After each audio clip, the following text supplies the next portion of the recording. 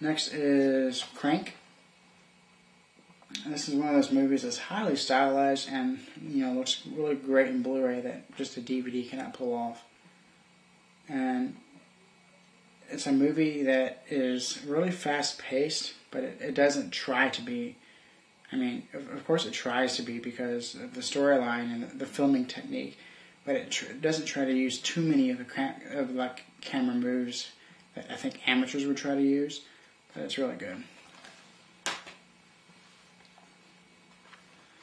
Then we have Con Air, which I wasn't going to get at first, but then I decided it was like $15, and there's a few special features on here that's not on the DVD, and it certainly looks better than the DVD.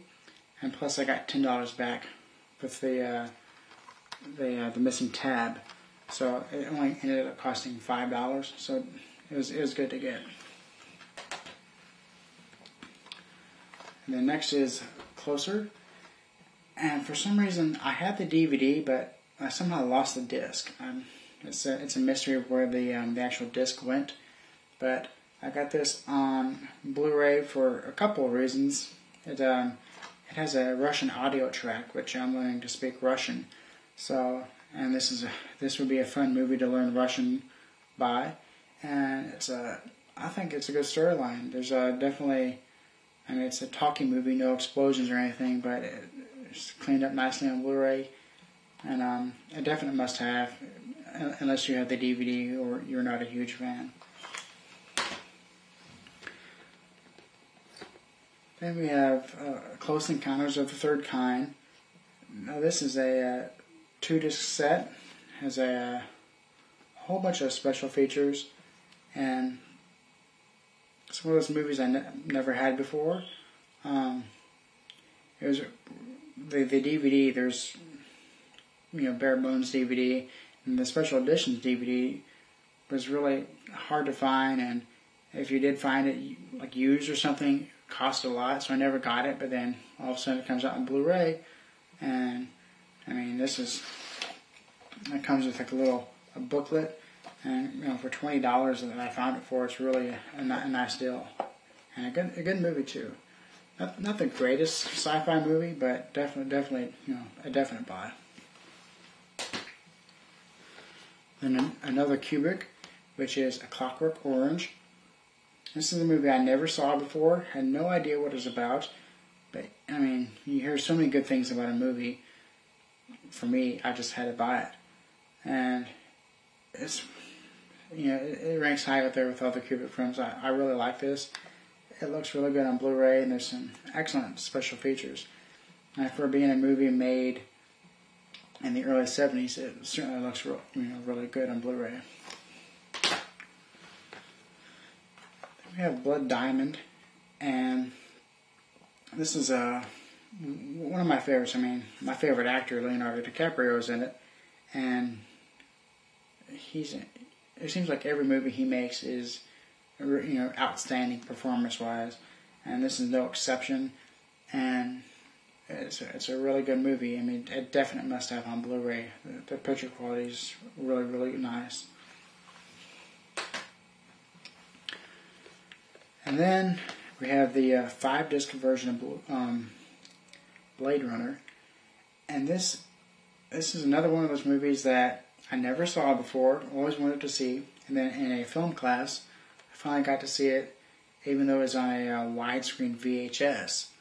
The instructor could not get the DVD of it for some reason, but I always wanted it, and then all that was out was always the bare bones DVD, and I figured they're bound to release this sometime, so I kept on waiting and waiting and waiting and waiting, and finally they do, and they released it on a 5-disc set on Blu-ray, which is enormous. I would never have thought one movie would get a 5-disc release, especially being from the early 80s like this.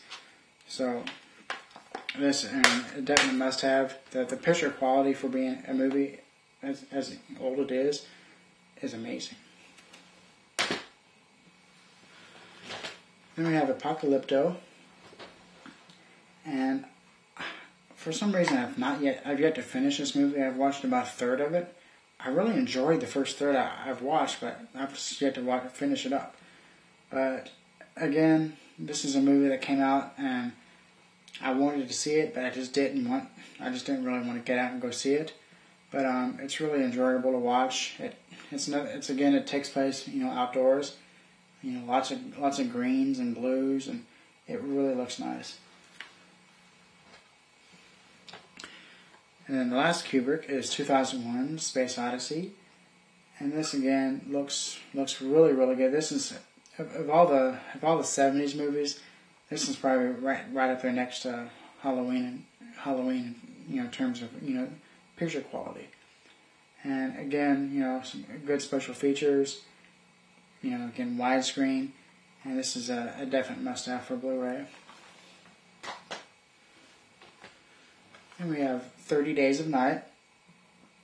And this is a movie I wanted to see in theaters, but then it came out, and again, I just didn't go and see it. But it came out on Blu-ray, and I hesitated buying it because I wasn't sure if I was going to like it. But then I watched it. I bought it and watched it, and it's really good. There's kind of combines a western with vampires in Alaska, and it's definitely a new take on vampires. And the vampires are not what you would expect, and the storyline does not go as what you would expect it would, but it looks really good too. And the last two are kind of I call one movie. It's 28 weeks, 28 days later, and 28 weeks later, and both of these are really good. They're definitely two different movies, but they're the same type of movie. I mean, different actors, different directors, and everything, but they belong together as one. When 28 Days Later first came out, I went and saw it, and I liked it. I didn't know why, but I did, even though I really wasn't sure, but I still liked it. Then subsequent viewings, I really, really, really got into liking it. So this may be in my top 10. It's kind of hard to say. There's so many movies, but I mean, this what I call one movie, may be in the top 10. It's both of them are. I was really scared about the sequel, because when the sequel was coming out, I was thinking, oh no, they're gonna dumb it down or do something. But I really like the sequel a lot. So that's it for the Blu-rays for now. I got Blu-rays all the time, and so pretty soon expect an update.